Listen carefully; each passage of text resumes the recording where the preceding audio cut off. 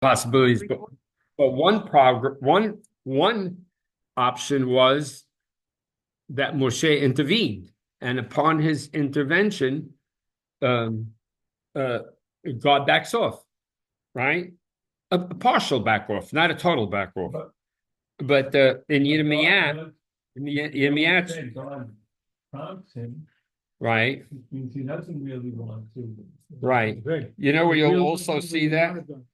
You'll also see that in, I'll show you the chapter. No, let me find it. Here, in chapter 7 of Yirmiyah, verse 16.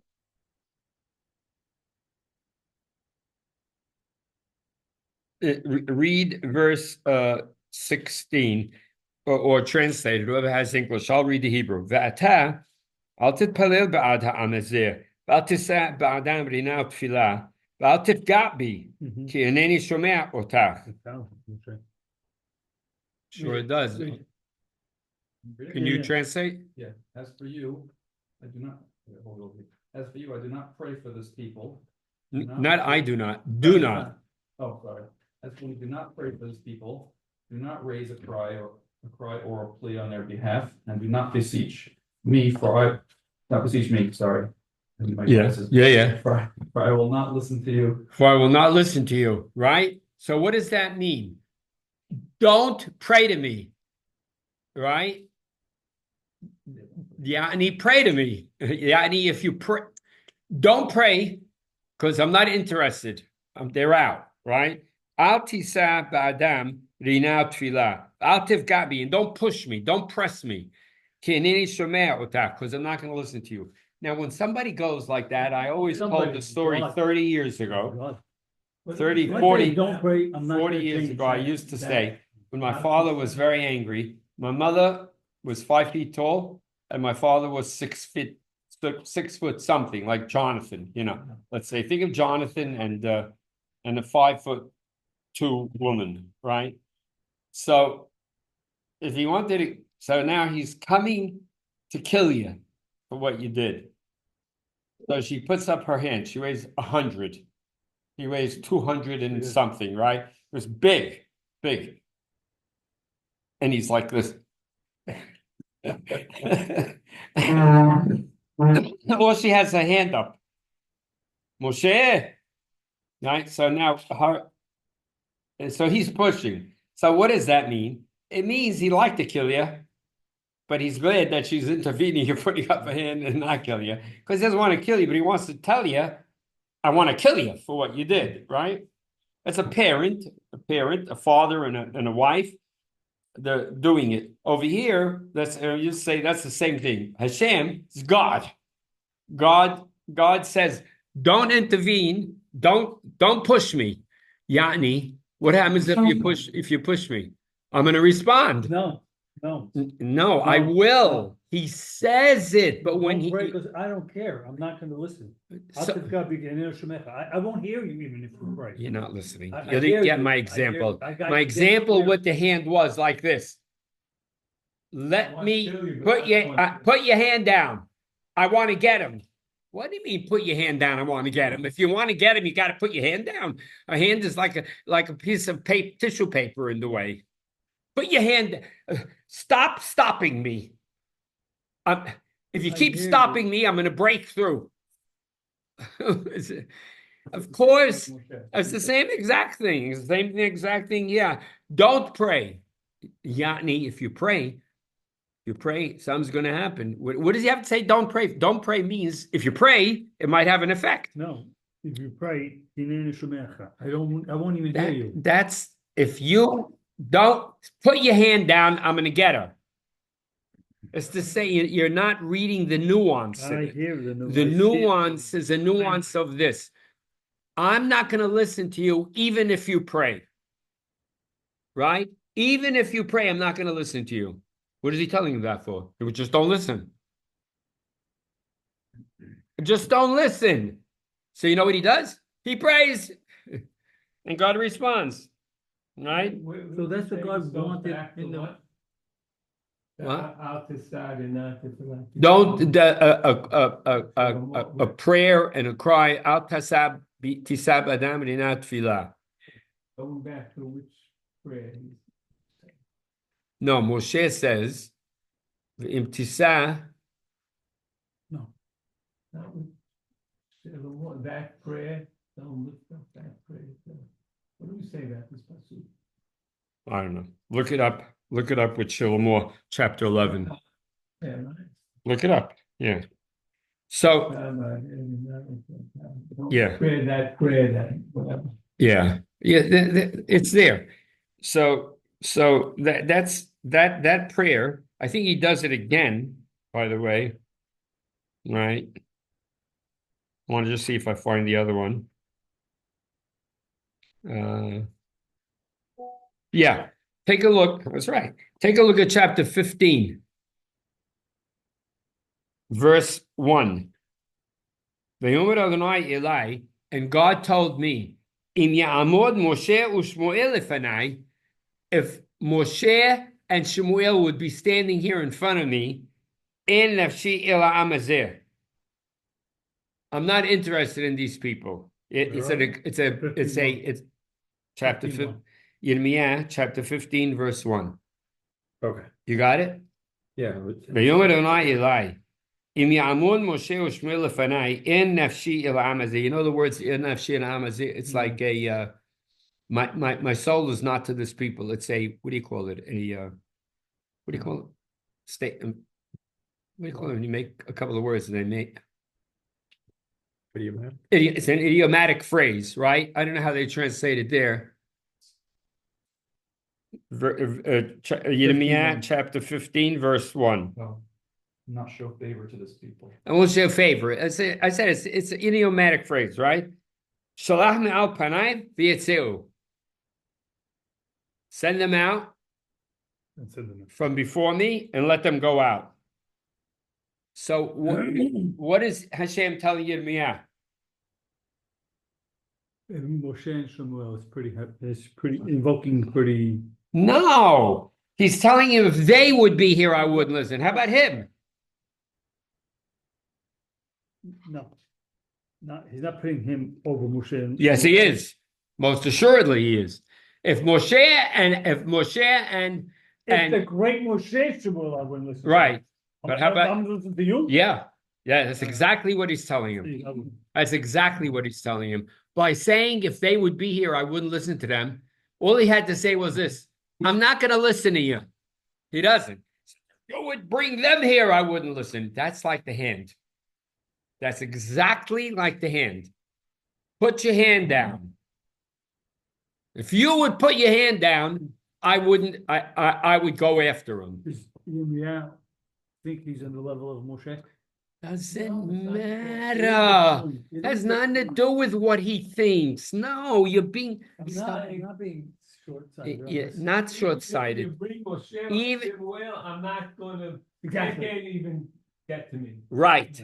Even if you bring them, the Rab always used to point this one out. With you. This is where he tells you to me at. The Bring Rab them always with used to say, you, bring you them know what with you the Rab used to say here? Oh, you see that one? You know what he's telling you me at? But you, I'll listen to. It's another way of going like this. But you, I'll listen to you. Because you don't say I won't listen to you. You say if Moshe and Moshe would be, Moshe and Shmuel would be here right now praying, I wouldn't listen to them. The Rabbi used to go, that's going like this. But you, I'll listen to you. He's prompting him. It's another prompt. It's another way God is prompting. So you see, God doesn't want to do it. It's God saying, you deserve that. You do deserve it. He doesn't want to do it. Right? So why doesn't he want to do it? He wants the nation to make it. He wants the nation to survive. God built the world with the intention of the nation surviving. And since that has to do with tonight's class anyway, might as well go on to the point and come back to it. Just 1 minute, Brooklyn. Well, at what point is God so invested in the nation that? No, I did. Don't try and figure that one out. I made a promise. So let's talk about it for a minute. No idea what's wrong. In the 25th Mizmor, Rabbi Ralph, he wants me to talk about this tonight, so I'm going to talk about it because he asked me to talk about it. Because I told him something that he's interested in. You all know the 25th was more, so we're not going to go through it now. We've been through it before. Mhm. It's the second of the four acrostics. It's the Nefilat HaPayim one. And I want to point out something. I say it I did exactly. So this is what Elohai b'chai v'tachti al ebosha al ya'alsu oibei li. Hashem, in you do I put my trust. Don't let me be shamed. Don't let my enemies exult over me. Gam kol kovecha lo yeboshu. Also, do not let those who have hope in you be shamed. Yeboshu habogedin. Rekam. Let the traitors be the ones who are shamed. Rekam. Let them come up empty-handed.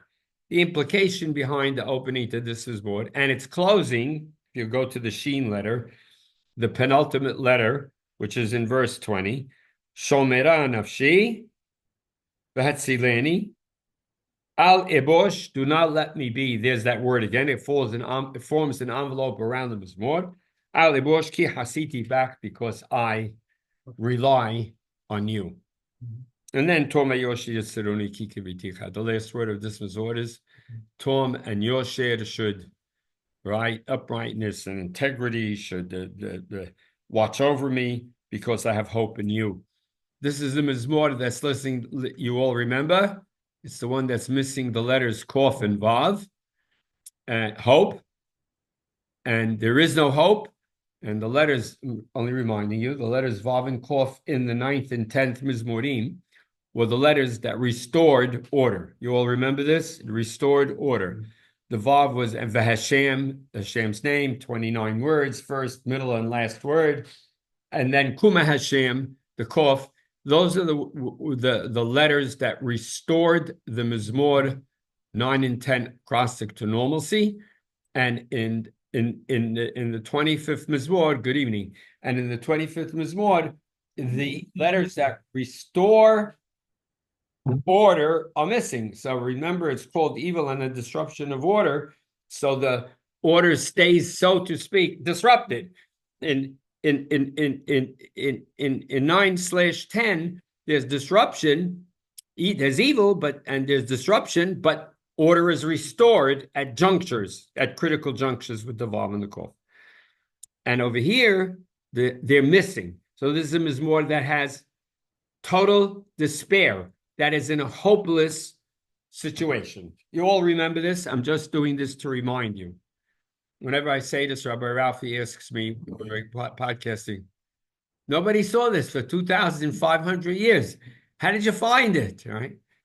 So we're going to be talking about that, by the way, in the podcast. We're going to be spending time talking about what it means finding things, because it's pashut that it's true.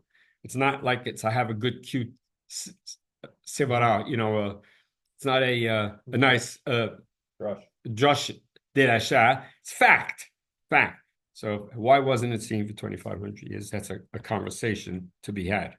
That said, so you all know this. I only did this for a 5-second review to say that the envelope of the mizmor that represents a hopeless situation is the words at ebosh and ebosha 3 times in the beginning and 1 time in the penultimate letter. And then, of course, the last word of the mizmor, of the acrostic, of the alphabetic acrostic, is kiviticha. That's the kof and the vav. Remember, every time you're missing a letter, it's the words of hope occur right before. That said, this mizmor we write in volume 1 is a one of the very, very, very clear hyperlinks to another location in Tanakh. It's not a maybe, it's a book it. It's a fact. And we show in a chart, if you had the books in front of you, I should bring the books, like 6, 7 of them, and leave them here so we could just go to that page. You see, there's 150 words in the Mizmor.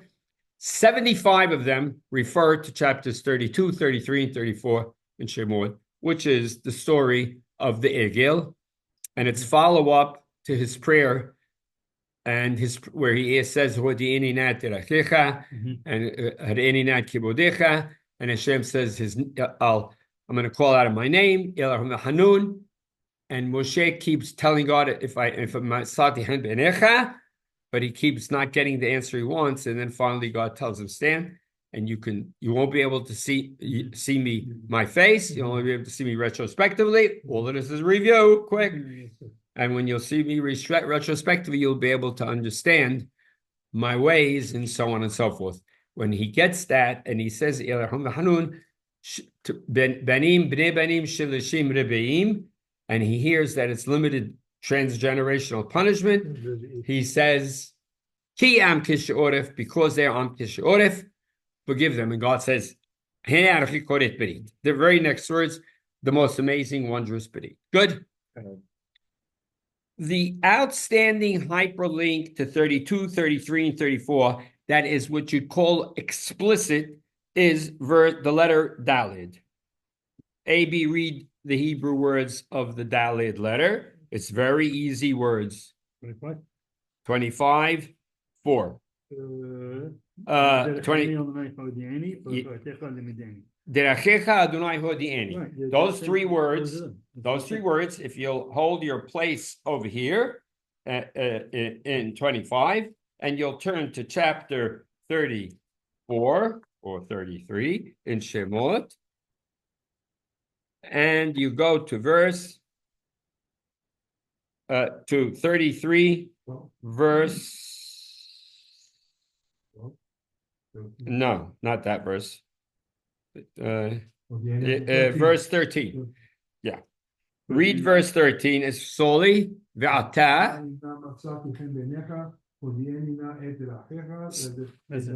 Ve'de'acha, and I will know you. Right. He always sticks in the people. If I found favor in your eyes, and then the people. He always, he slowly, you remember this, Lee? You remember all of it, right? It's not the first time we've talked about this. What is that? I listened to the podcast on the way home. Oh, wise guy, yeah. So I said I talk about this in the podcast. So now, or the over here, the words are not AB. When you see it in the other one, you see over here how it says it in 13. Yeah, here it's not over here. It's Hodi'ini, which is the way we've pointed out many times, which is the way of the hyperlink. You flip the term, but it's clear. Hodi'ini is a clear, unmistakable intertextual link between the two. Unmistakable, right? You need for the acrostic, you need the vowel for the acrostic. So it has to be flipped. It has to be flipped, good. But there are other ones that are like that in here. In the Mizmor, I'll show it to you another time. That said,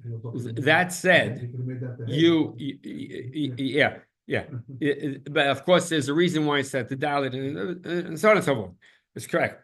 But that said, there are many other words, like half of the words, that refer to 32, 33, and 34. And some of them are because you know 32 and 33 and 34 very well. Let's say, for example, when he says Hatot Neurai Pesha'ai, he talks about his sins, or when he goes in verse 10 in 25:10,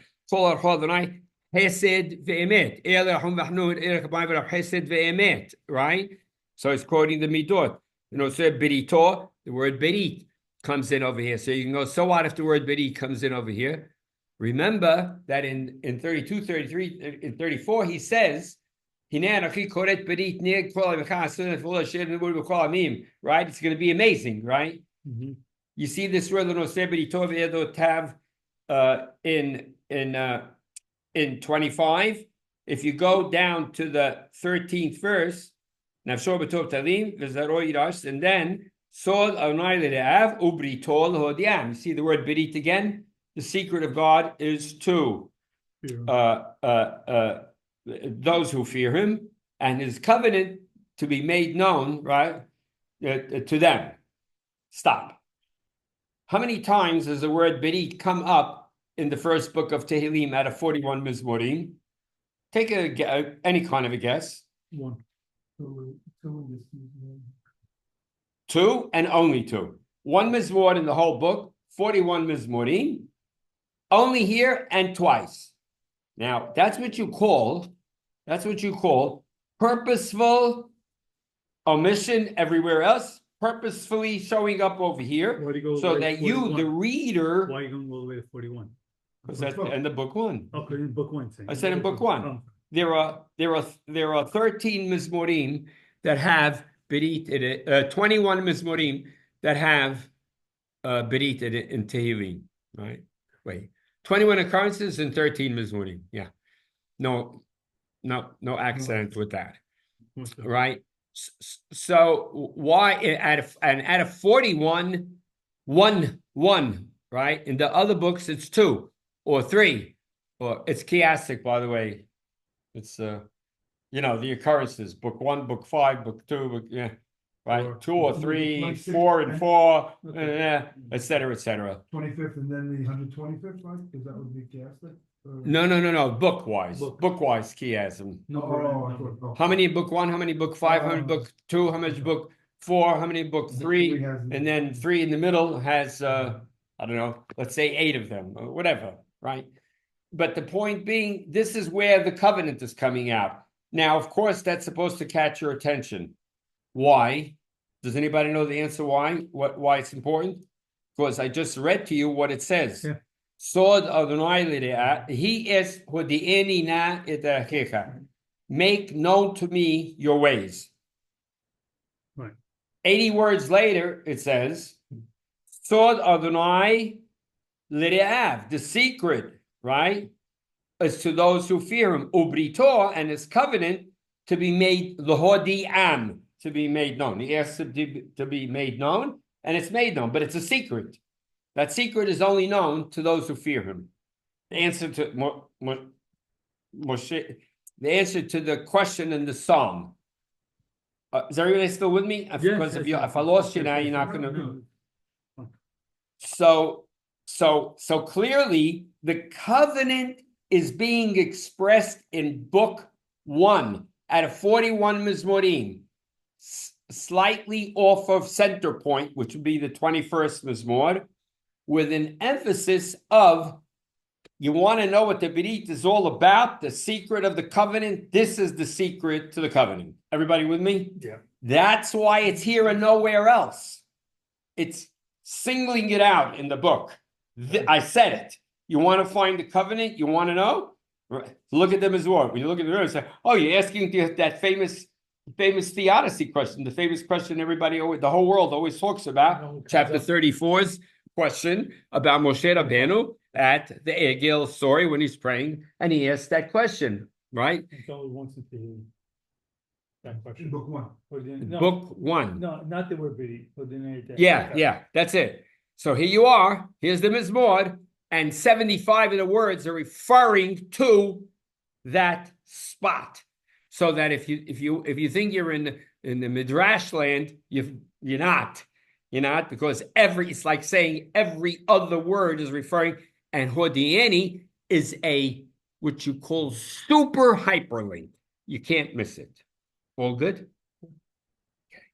So his answer is, the Navi's answer here is, what's the secret is Yirata Hashem. That's it. He says, no, the people who fear God know what the secret is. He doesn't say what the secret is. That's what the secret is. The Brit is fearing God. He says, I want to know your ways. Make them known to me. He says, the answer to that question, Sod Adonai, he's calling it a sword. It's to those who fear him. And his covenant is made to be made known to them. What is that? You don't get that, you know. They know the answer. I'm going to talk about the answer tonight. I'm going to talk. The answer is there. The answer is what we say that the answer is clear what the secret is. But before I do that, I want to go on to before we answer that question, why it's called a secret, because it is a secret. Unknown to many. Well, you'll decide after we say what the secret is. So what Ralphie wants me to talk about is this. I told him today that when David is spoken about in Tehillim, everybody thinks he wrote it. He asked me why. Because Yirmiyah wrote it. I said, well, Yirmiyah allowed it to be thought of as David's text. Because everybody, like the story with the barrels today. What's it called? A barrel of monkeys? What's it called? Yeah. Barrel of coins, right? That stupid story that's circulating now, right? You're aware of it? You didn't do it? No. Huh? You didn't do it? No. Right. So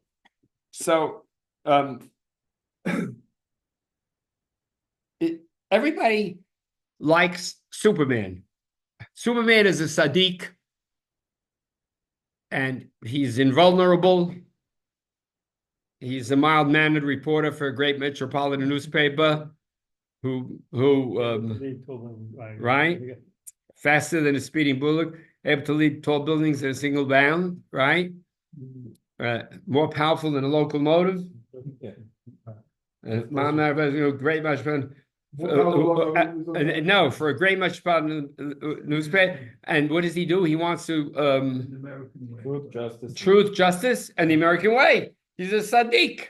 You can't get better than truth, emet, mishpat, right? And the American way. Derech Hashem, right? Right? And he's invulnerable. And he's all powerful. You have money, wealth. He's very good looking. He's very handsome. Jews love him. He's got it all. So he's a great hero. And people love heroes and a good role model. He's a good. Superman is a fantastic role model because he wants truth and justice. That's what he wants. That's his core thing of what he wants, right? So he is a good model. Yeah. Let the kids always look up to that. They're not looking up to a low life. They're looking up to a guy who will suffer the consequences of whatever it takes. But it's very, very powerful, and he wins. He wins. So I said David is a hero, right? He's Robin Hood to the people. Yeah, the Robin Hood is also a Sadiq, right? When he wrote about Robin Hood, he wrote about a Sadiq. He's a marksman. He's unbelievable. He can take on the most powerful guy. He's a marksman with the. He's a super marksman. Could hit the guy right in between the eyes, David, right? And he's Goliath, the most unbeatable. He has kryptonite. And what? He has kryptonite. He has kryptonite. Kryptonite, yeah. So he can do that, and he's looking for the good of the people, and he steals from the rich and he gives to the poor.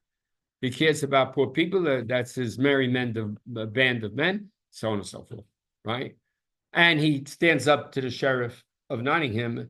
David stands up to Shaul. He stands up to any bad guy. He stands up to Naval. Right? There's a lot of bad guys. There's a lot of people that he takes a stand for. Well, of course, he's the guy. The reason I'm bringing him up is because he's the guy that's going to kill and commit adultery and murder in order to have a woman who lives next door to him, who's his it's not his kryptonite. No. Yeah, that's what brings him down. No. What brings him down is that he's selfish and that he gives into his desire at the expense of someone's life with adultery, with murder. And it's the most heinous crime you could think of, murder and adultery. Yet, murder for the second adultery. I'm sorry. Murder for the sake of adultery. Yeah, no, murder. So you- Don't have it a second. He just wants to keep it on the QT. He doesn't want to be. He doesn't want people to know. You know, that's why he murdered because of the adultery. As a result of the adult now, Right. the baby. He doesn't want the love child. He doesn't. He tries to get him to come home and sleep with her so that he cares, and he has a harem with the most numerous Hollywood beautiful girls, the most beautiful, literally the Hollywood girls, the drop dead gorgeous ones, right? They don't get prettier than that. The king, he gets really, really the cream of the crop. When you say the Hollywood girls, like the cream of the crop, he gets. Did he have 18-1? Whatever it was. It doesn't matter. It doesn't matter. It's What's not that? he wants another one. Forbidden fruit. It's nothing to do. That's right. It's mind getting. It's the guy next door's wife. And remember, it's voyeuristic. He's looking and he sees it taking, right? There's nothing more we men, that's we're built with the thing of sleep with females and have children and reproduce, right? Into the genetic code of the male is the thing of The evolutionary herb. right. That and food. Food so that you don't die of hunger, and the other one so that you keep populating. We're not betting on mortality like that. Yes, I'm all it is pashut. I'm not saying it. So the voyeuristic one is the one that sets you off the most. She's gorgeous. Of course, she's gorgeous. She's the general's wife, right? He doesn't. Who did he get to? He also got married to a Hollywood girl, so she's pretty. Is she prettier than one of the girls in his stable of wives? Doesn't matter, because you see the Hollywood guys when they're fooling around, they're not necessarily full. They're married to one of the most beautiful girls in the world, so it has nothing to do with whether they're prettier or not. It has to do with, like you said, the mind beam and so on and so forth, and so he is the hero who says hatati. When the prophet blasts him out, he doesn't tell him drop dead. He tells him, I'm a lowlife. I sinned, right? So the people need that. They need a hero. He's a good hero. And the people can't hear a message from a person who isn't, I'm just saying this to make a point. Very good looking, unbelievable speaker, a warrior, strong, invulnerable. So I'm thinking of Superman now, but it's David, the king, has it all. They live vicariously through him. The people live vicariously. They dream of themselves being like him and having all of those good things in their life, right? You live vicariously through the king and the queen. So why did the Navi allow that person to be the hero and not say it was him? Because he recognized that if they thought it was him, the Navi doesn't necessarily, let's say, for example, let's say he's not as good looking. Let's say he can't talk as well. He's not a natural orator and communicator. Let's say he's not rich. He's certainly not invulnerable. He's certainly not powerful. So what happens to him? Yes. What do you When he stop wrote me it. for? Because you're saying the people he's attributing to David. When he wrote it, nobody knew it was him. 1 second. No, don't ask that question now. Nobody knew it was him the way it came down. He allowed that to happen. We're saying he allowed that to happen. He didn't put his name and say, my name is Yirmiyahu, I'm the author of like Divrei Yirmiyahu ben Hilkiah. He didn't say that. He left it with you having the ability to think that David is the author. Why did he leave that? So people read it. Well, one is, So people will read it. If they thought it was him, but the prophet, I don't care what he says. The prophet was only telling us gloom and doom. In the 73rd Mizmor, Im amarti asaperach emor, hine dor banecha bagati. if I told them who I was and who I'm speaking about, they would have thrown the water off a duck's back. This all would have been thrown right out. If you get, listen carefully now, you get resolution, you get help. You think you're getting help right away. They want immediate gratification to people. They want to pray, and right after you pray, everything is better. That's not the way the world works, because you brought up prayer. That is not the way the world works. Yes, God answers prayers. Yes, he could answer your prayer right now. That's going to be the 34th Mizmor. The very next acrostic is going to say, I was in Ze'ani Kara, this poor guy called, and God answered him. Karu, this group of people called out to God, and guess what? They were surrounded, and they got saved. He's witnessing. He says, God answered, Mamash answered, really answered, not in 100 years. They were in a bad situation, and the guy got saved out of his situation. It happens. That doesn't mean it happens every time. Of course not. No, not like that. Not like that. Not like that. Even though that may be the case. He's just talking about he witnessed a guy who was poor. He was dying of hunger. And all of a sudden money came along and he was saved. Or a guy who was dying. And they prayed, and all of a sudden he got healthy. And they thought he was done for. The doctor said he was done for, and he survived. Whatever. All good examples. That said, so he wanted me to say this to you.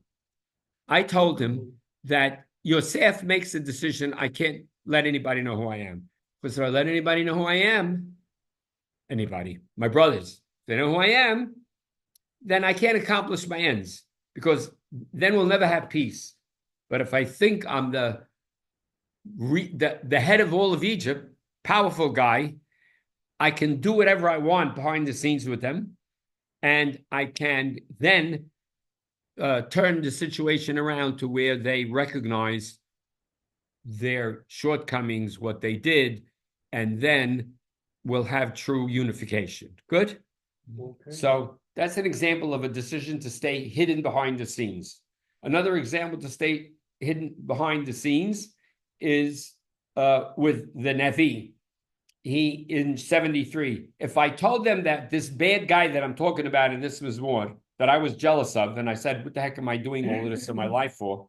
If I told them I was talking about the priests at the temple, the Kohanim, the entire religious establishment, and said that they're all a bunch of junk, lowlifes, because it sounds like he's describing a Nazi, right? And so he turns the most horrible people in 73.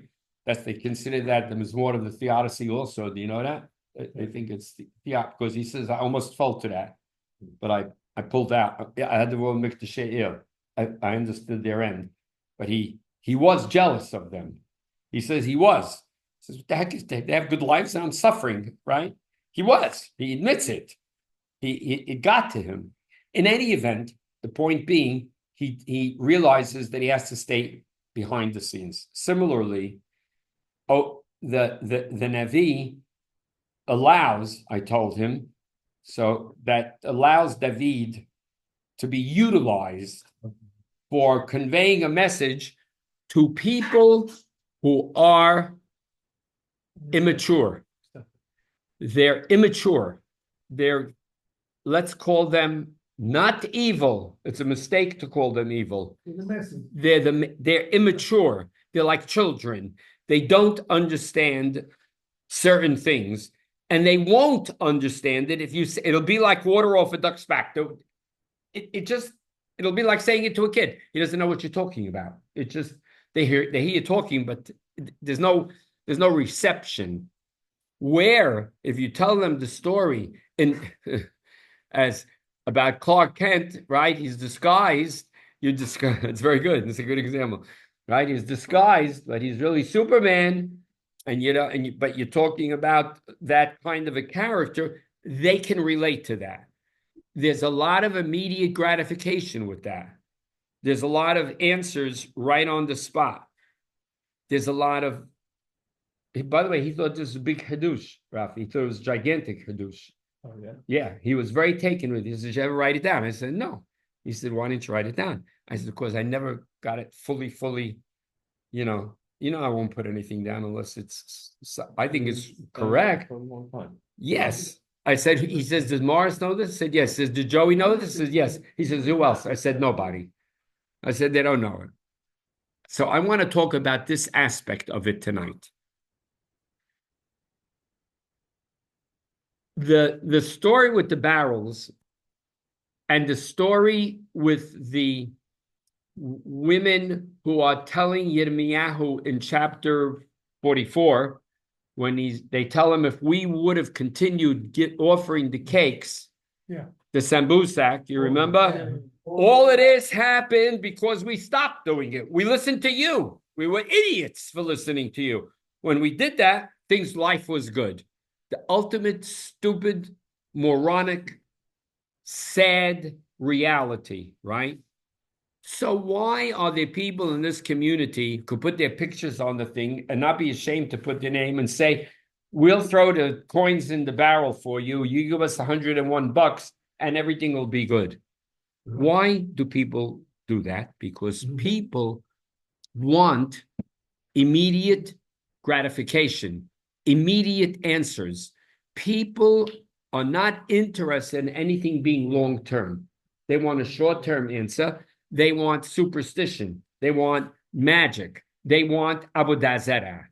Avodah zarah is the avenue to solving all your problems. Avodah zarah, when you do it, you are able to do whatever you want. You don't have to have behavioral change, right? You put the thing in the barrel, you put the coins in the barrel. If you have a problem at home and you have a dysfunctional family, you have a problem with your child, your daughter, your son, your marriage, your family, your business, your health, all of life, right? So you have a problem with it. Many factors in life go on, right? Many, your interactions with society, thousands, an innumerable amount of complexities that go on in the human condition. Political problems, religious problems, questionable problems. What do you do with those problems? The real answer of, drug problems. The older, the good ones, infidelity, desires, food, right? How do you solve them? You need to work on your behavior. And no one wants to work on their behavior because who the heck wants to? It's impossible. They hate it. Everybody hates it. So what do you tell the people? What? I think they think it's. I'd rather pay $101 and then everything gets better. And then you take care of all of your fears. You see, the core of human beings is their fear. People are right for being afraid. Life is scary. What's the matter? They have 300 people. I just read it. What? Oh, you just read it, yeah. I don't know, I think they say it can't hurt. That's the idiot. Whatever you want to call it, some people are covering the bases. A lot of the other people are doing this. It's not that it can't hurt. You're covering the bases. Why do you want to cover the bases? Because you're scared out of your wits. It can't hurt. Okay. Put the key in the bread. I'll put the key in the bread, it can't hurt. Okay, look. I didn't say that there aren't. I didn't say there aren't some people who do that. It's not all the people. In your family, you say it can't hurt. They tail to you because you stand for normalcy. So they go, oh, it can't hurt. That's to you, they say that, because you make a demand on them to talk like human beings. So they can't look at you and say it has efficacy to your face, because that's insane. If they say that to him, he'll kill them. He'll kill them. He'll eviscerate them. So they go like this, can't hurt. They got rid of him. That's why he says that. But the other guys say it's magic. You're having a problem with your business. It's an insurmountable problem. How do you resolve it? You do the magic and the problem's going away. How do you deal with dangers that exist in this world? It's a scary world. Well, you know how you deal with the danger? You either deal with insecurity and fear, which is at the core of every human being, fear and insecurity. You're living in a world with animals all around you, and they want to eat you, right? So how do you deal with it? You deal with it by one of two things: standing up and fighting, and doing your best to win, or you run away, or you take a pill that says everything will be better. Most people take a pill. Almost everybody wants to take a pill and get better right away. If they know they have to do something, they say, if the doctor says, do this for the next 15 years and you'll be better. Well, you're crazy? Do what for the next 15 years? This guy looks, he goes, I'd rather die, right? By the way, a lot of people make that decision. A lot of people really, really do make that decision in real sense. Every day. There's also Biggest football players. industry in the world. There's Yeah. also football players. If you can be brain damaged, I think at the age of 40. If you have 4 years of fame, they'll take the 4 years of fame. Exactly. I'm not stopping. I'm not stopping. In any event, But the flip side of this now is to bring it back to what you're saying, putting David as the front man, so to speak. That's Eli Mansour is the front man in this, and that's why he's been able to sell it, because he's the one selling it. right. But it's not because he's the one. I'm only using David now to tell you he is. Not receptive. For sure, we'd say they're not to be receptive to his word. No, he Otherwise, realizes, why- he realizes, Yeah. he realizes they're not they to be are receptive. not going to be receptive, but I want to talk about why. But the other one is why David. Because that's receptive. Because it's easy. He said hatati. Okay, better. He said hatati. He told the Navi, I'm sorry. And now life goes on. Of course, that's not what happened. Of course, he suffered the consequences of that action for the rest of his life. All of his kids. His daughter gets and he ends up raped by his son. His son gets killed by his other son. No, by his other son. Murder. Rape. No one wants to hear that. No one wants to hear that part of the story. Everybody says anybody thinks David made a mistake, he's just mistaken. Nobody wants to look at any of the negative, but Shlomo, idolater, an idolater who tapped the people, the north, for everything that they had, all their money, so he could build palaces. Couldn't care less. He's a great guy. He's a hero. He's a hero. Now, let's remember, there were heroes. He did do good things for the people. He gave the nation their pride. And David did do good things to the people. It's complicated. It's complicated. So, but of course they weren't what you wanted. Of course, that's not, but okay, run with it. Stop. What is the main thing that the hero offers? The hero offers a short-term resolution to a problem. The short-term resolution to the problem is what everybody wants, and that offers it that. You pray, everything will be good. The behavior, you don't have to do too much to make it happen. 25 says, when you look closely at 25, the answer to the Mizmor is that he's Elahum v'Hanun, Erech Apayim v'Rachesed v'Emet, right? L'man Shemcha Adonai, v'Sa'atar Avni Kirabu, and so on and so forth. Every one of those words take you back to the Midot of God in 34, to the conclusion of the Egel story. The Egel story is Moshe's answer that God gives him that he finally gets in stages. And then finally he gets it. What does he get?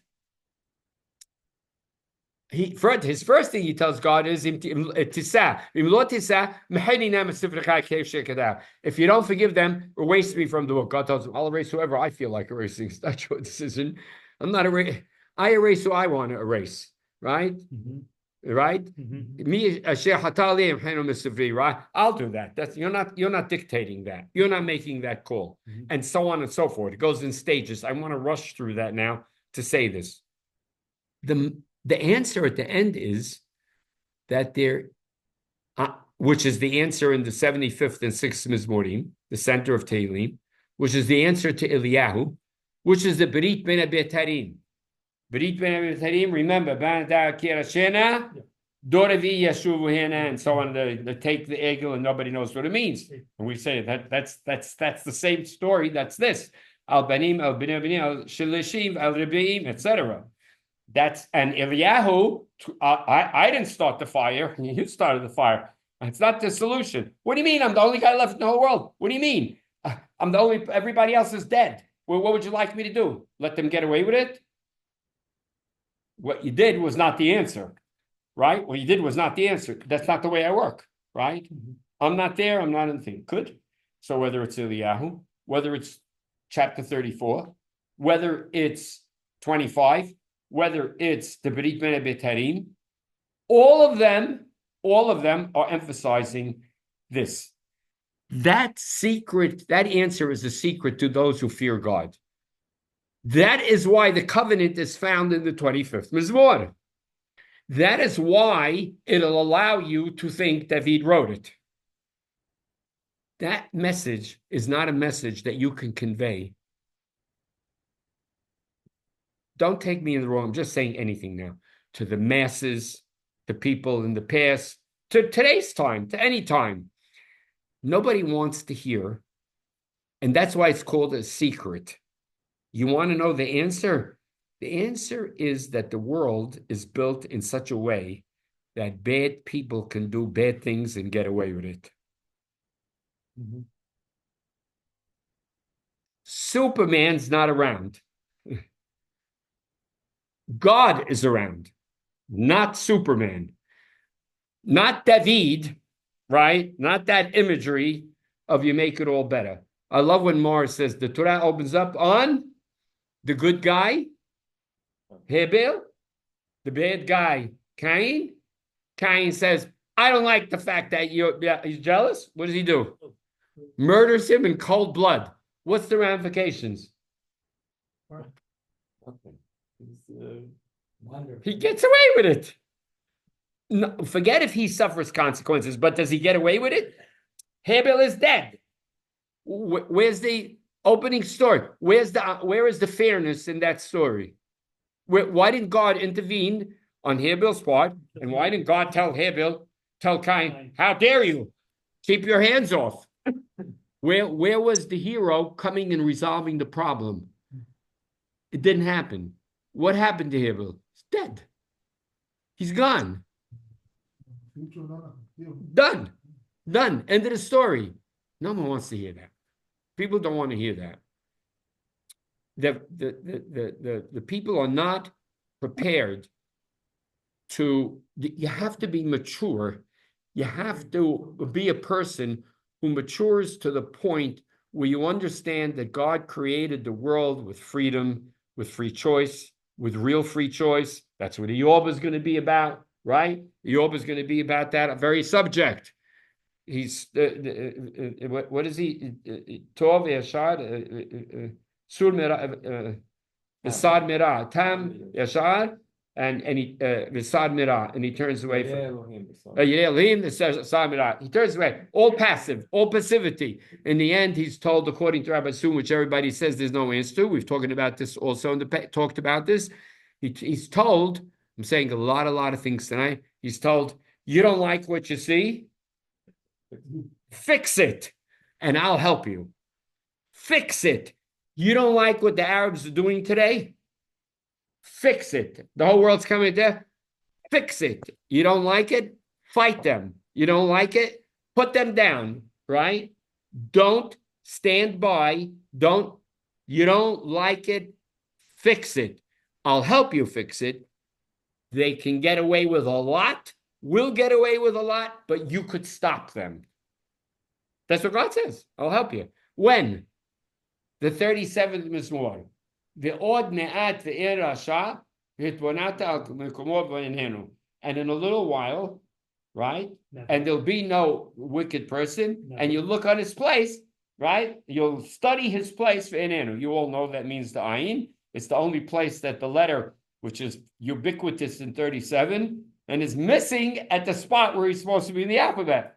And the ayin, of course, is where you find evil, correct? Like the ayin and pair reversals in Ikar. So when is in a little while? So we'll go, huh? In a Pretty little much while. never. There's always Whenever. some. No, it's not true. It's not never. What Whenever. generation? It's what? Whenever. In a little while. When is a little while? So you get asked, when? In a little while. Well, when is that? Soon. No. That's the answer. The answer is, are we there yet? Yes, soon. But Never. How soon? Soon. He doesn't leave you with one more word than an odd back. Now, the reason when you get to the ayin, and it's profound when you get the hit of, oh my God, it's not there, is to tell you that it's wondrous. You get, when you understand the movement of the 37th Mizmor well, in its totality, it hits you like a ton of bricks. Like a wondrous event happened to you in your life. You can't forget it. I can never forget it. You go, holy moly. You see, 10,000 elements come together and hit you in a way where it's wondrous, profound. Why is it made that way in 37? Because when God does come through, it is wondrous and it is profound, right? Well, he told you when that's going to happen in the Mizmor. In the Mizmor, you just keep reading and you get there, right? Because you look and it's gone. Well, when will it be gone? In the content, it says, Od me'at, soon. Now, you do get there. In the Mizmor, you get there. You keep reading, you get to the letter, to the place where the ayin should have been, and it's not there, and you find the Sadiq, right? Yes, in the Mizmor, but in its essence, what is it saying to you? When is it going to be? Soon. How should you live your life? Soon. How long should you live a life like that? All of it. All of your life. That's exactly right. That's exactly right. All of it. Your whole life. Is that easy? No. No, No. no guarantees. Nothing. Days, it never But happened. what you're saying with the Navi is saying that the world, the way it's going, is eventually to, you know. direction. It's in that direction. It could be 100,000, 2 million, 100 million years, we don't know. That's right. But eventually the world is going in that direction. That's correct. It's moving in that direction. Od me'at, in a little while. He opens that Mizmor 37 by saying, Al tetarah b'mereim, al tekaneh be'oseh avla. Don't be burning up and angry, right? Al tetarah b'mereim, with people who do bad things. Don't be jealous, right? For those people who do avla. They're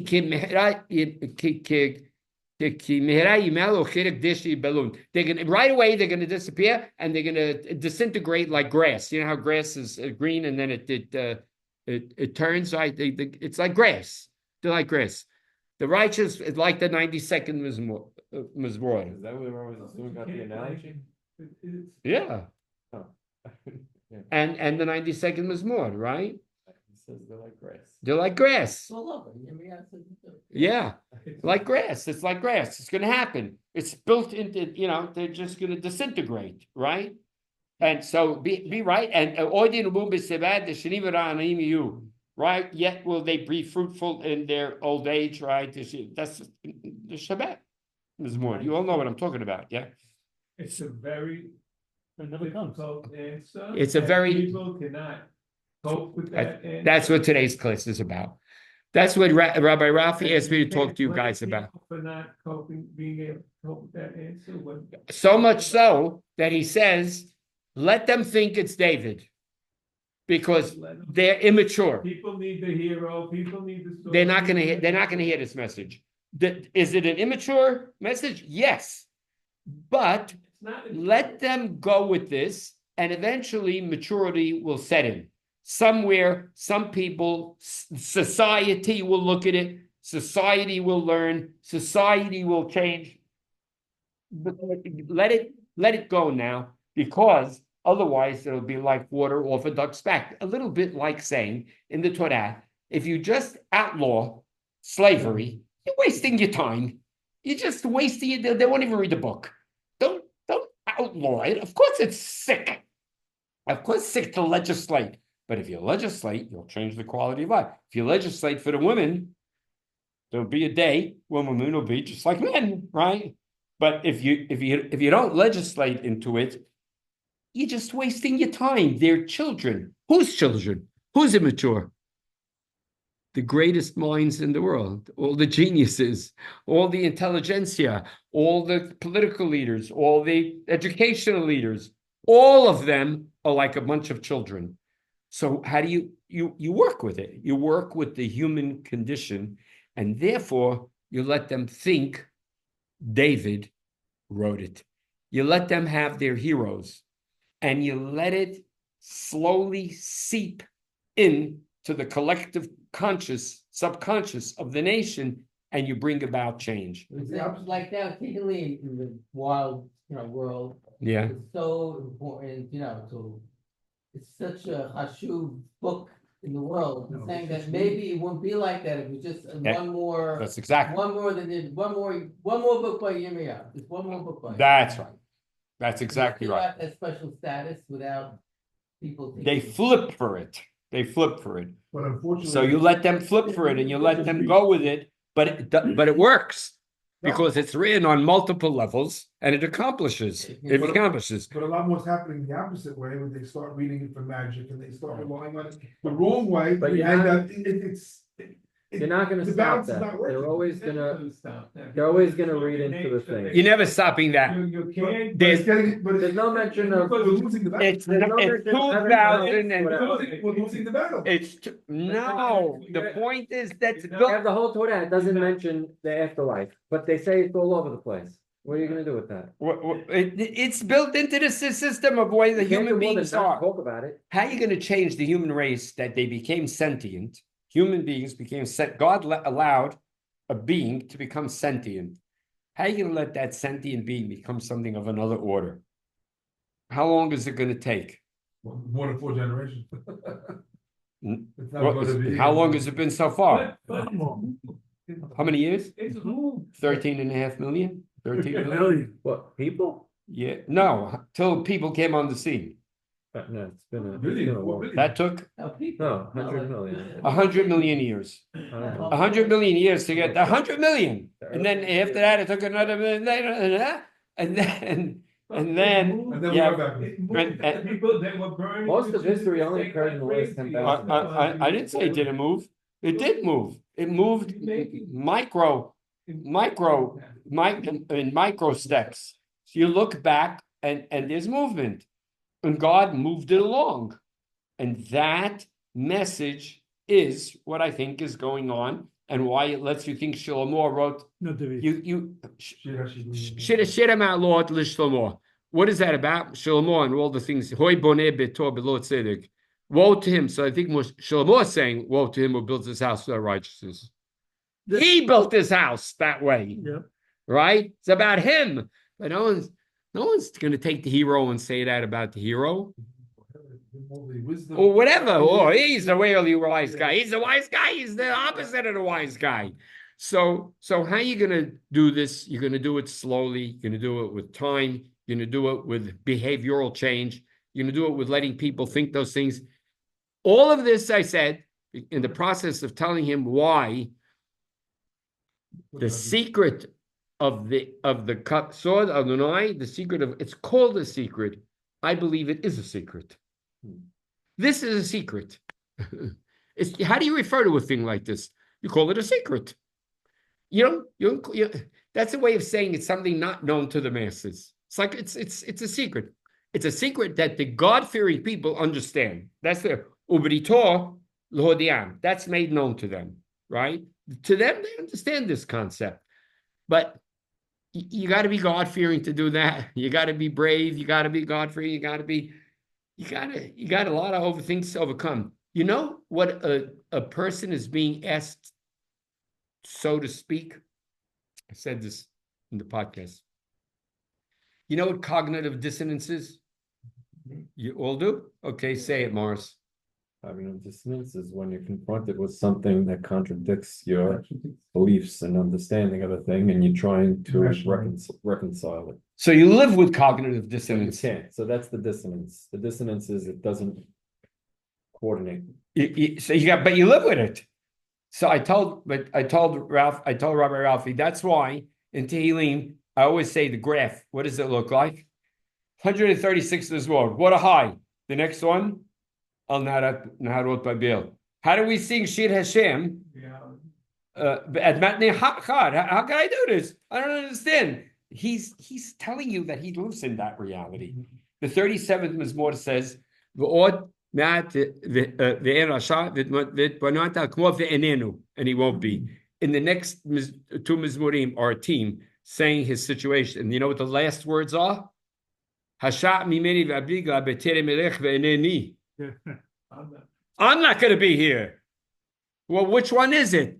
In a little while, you look and he won't be there? Or is it quickly intervene on my behalf? Otherwise, I'm not going to be here. He's not going to be there. I'm not. Which one is it? So I told him, I used the word cognitive dissonance. I says, you know, he goes, why does he go to it in the very next verse? To tell you, do you think that knowing what I just now tell you in 37 means you don't think what's going on in 38 and 39? You think you think you're off the hook in your thought processes of how, in other words, you think you enter Shangri-La, you enter La La Land, and everything is great? No, it doesn't work that way. You're constantly in a struggle, in a growth, in pushing the envelope. You're always pushing the envelope. Can you have a good life? He says, yes, you could. He doesn't say you suffer. He doesn't say live your life in suffering. He says, live your life, have trust in God, fear God, have a life, have a thing, do it. But I'm not going to let you off of the responsibilities, right? That I'm not going to let you off of. You have responsibility. When you get up in the morning, do you say I have to work today? Do it. You just do it. You got to do what you got to do. Okay. That doesn't mean you're suffering. Find something that you like. You like your work? I love photography. Yeah. I love that. It's a good answer sometimes. Sometimes not. It's great. It's work.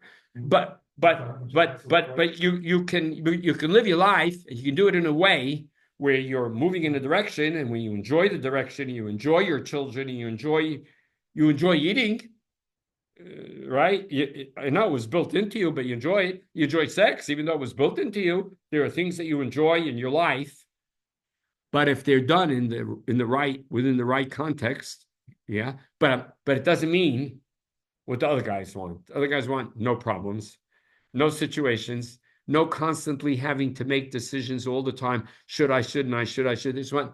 You know, the black hat, the Muslims, kill anybody who gets in your way and everything is good.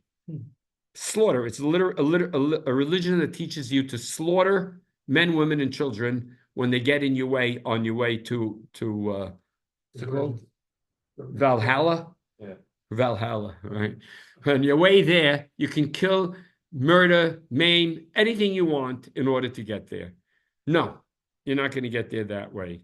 And you're not going to get there by not having to do mitzvot and not having to have responsibilities and not having to think, and you're going to live with the contradictions. Okay, now that I finished, tell me what you think of all of this. No, to me, I'm just gonna read you something Rabbi Slifkin wrote today. I think a lot of people get this now. Yeah. Life is always provides adversity for which we need flexibility and resilience. And life also provides pleasant rewards, peaceful moments, and joyous surprises that we can't anticipate. That's what I just now said. Satisfaction having lived a life full of meaning. Yes. So I think people do get it. Yes. It's challenges and it's hard, and you have some good moments, but you have to have a life of meaning. And without a life of meaning, you have nothing. You have nothing, and the 49 years. world suffers, and everything suffers. The world disintegrates. The world disintegrates. But is there a time when you say? He's very good, Slifkin, by the way. He's very sharp. Yeah, right. Is there a time when it's meaning to such a point where the text is getting so corrupt that it's time to Step in. That's why. That's what- once things become. That's what I'm That's saying. what I asked Rabbi Sassoon. That's what we asked Rabbi Sassoon. So he said, yes, it's time now. 48. It's time now. When we asked him, why did you discover these things, right? He said, because it's gotten to a point of no return. They've corrupted the system now. They've perverted it. That's the word he used. The system is perverted now, right? Look at the million Going back. black hats in Israel. They perverted the religion. It's a perversion. So they perverted it. So he says you got to bring Niv back into the story. He sort of charged the Rab and us with that. You got to bring Niv back into the story. You got to bring prophecy back in the story. You got to bring the spirit of what the Torah is doing back into the picture because they've turned it into this. They've corrupted it. They've made it into a joke, into shliot. So he did say that. Remember, because I used to ask Rabbi Sassoon, you've made this discovery, the gigantic discovery. Why don't you tell it to everybody? And I told you what he told me.